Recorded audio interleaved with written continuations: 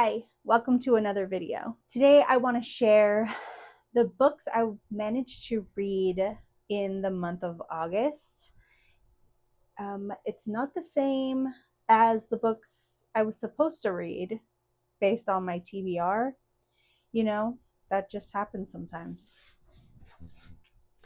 Okay, so first I'm going to go over the books I said I would read in the TBR but didn't get to. That is Under the Oak Tree, The Mirror and the Mask,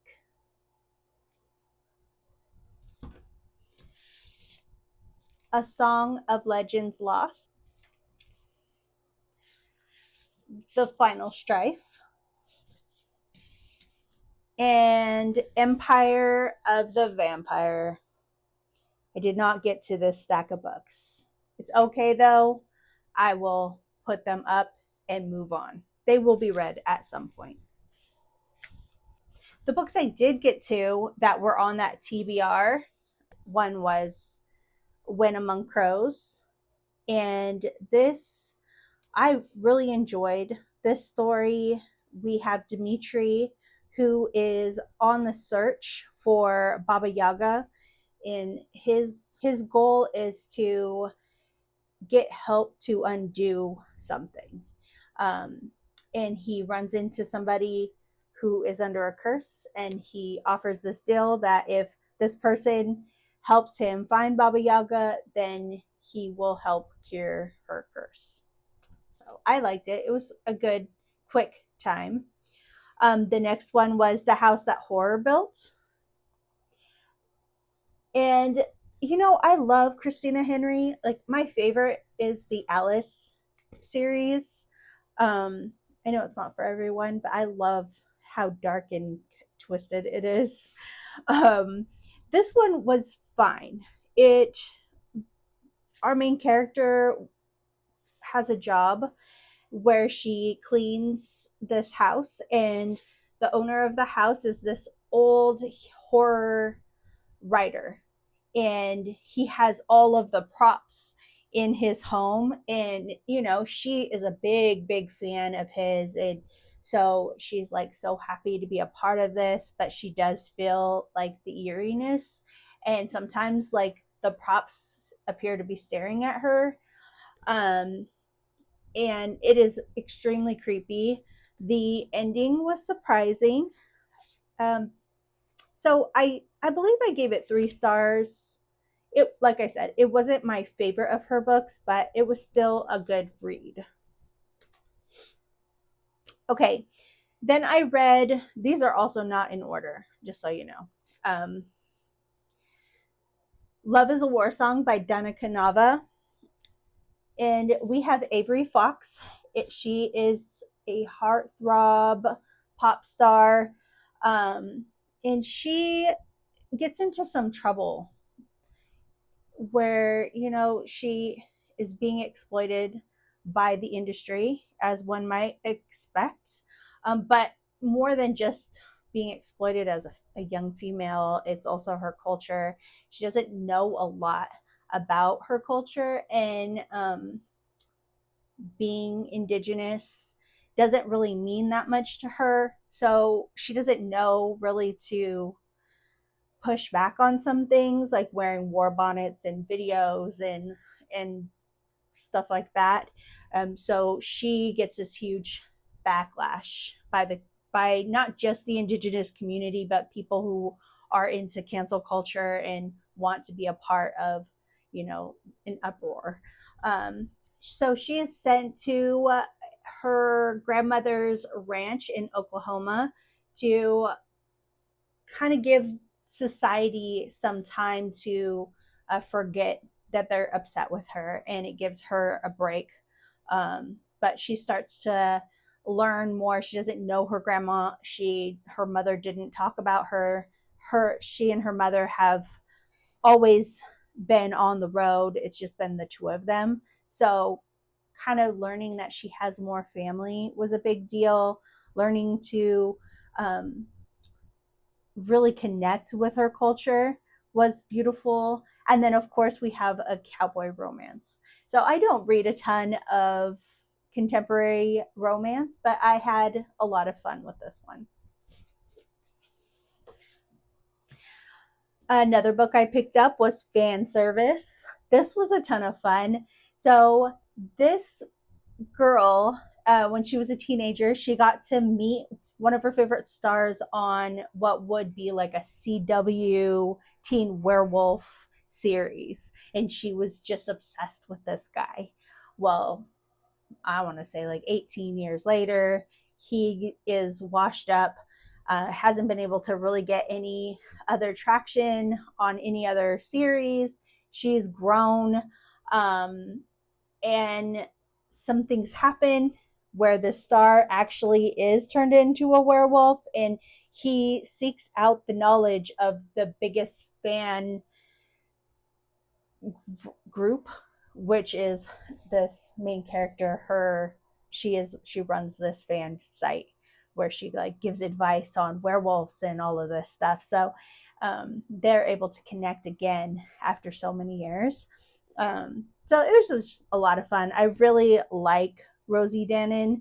I read another book by her and really loved that one too. Okay. Then I read I Was a Teenage Slasher by Stephen Graham Jones. This was fine. I'm not a big slasher fan, but I am a Stephen Graham Jones fan. And so I pick up everything he writes. And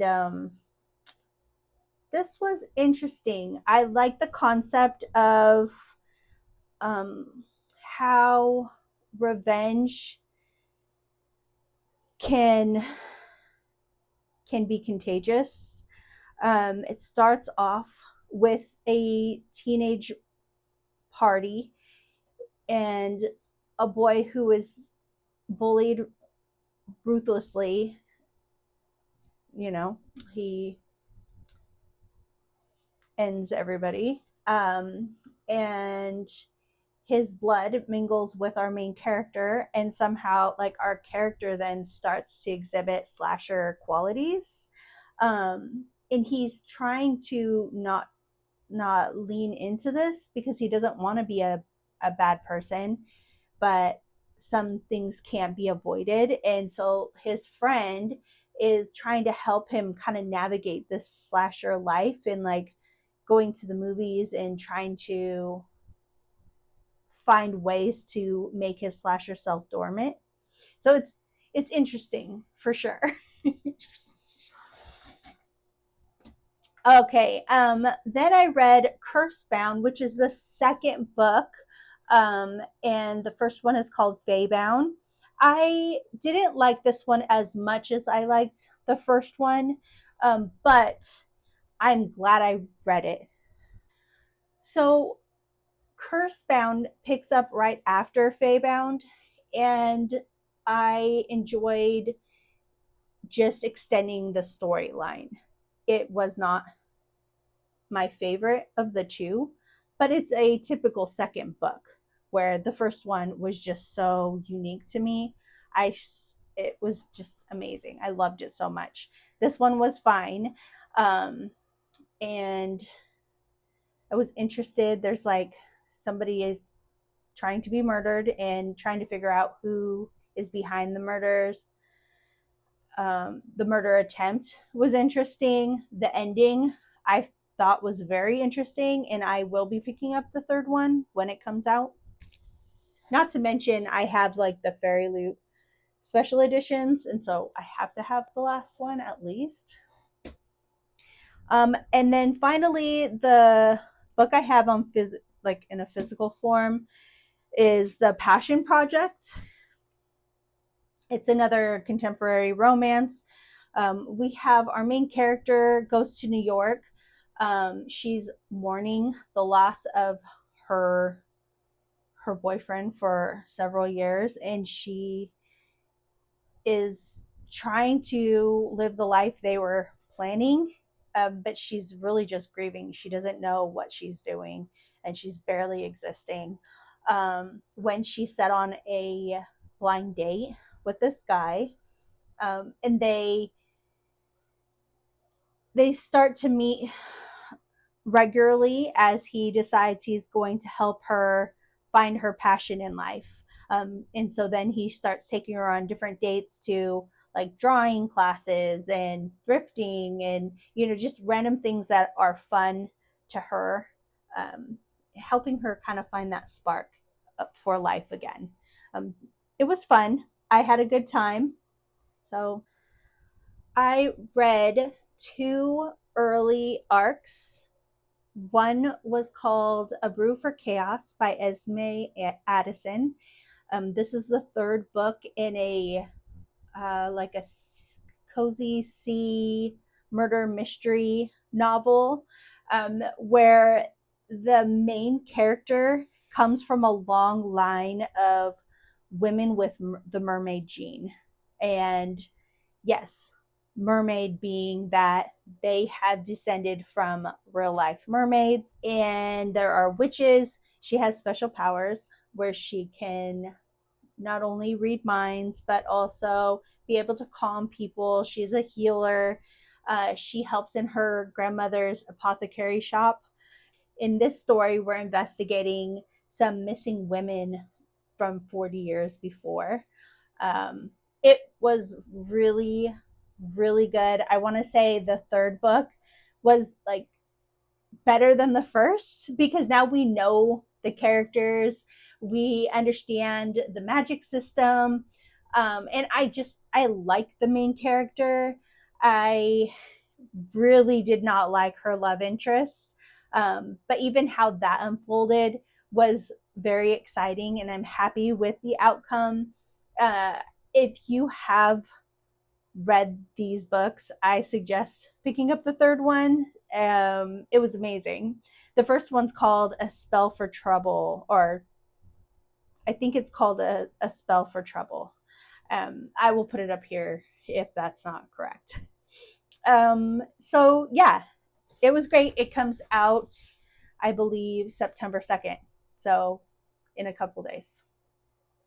And then I read Which You Would by Laia Amador.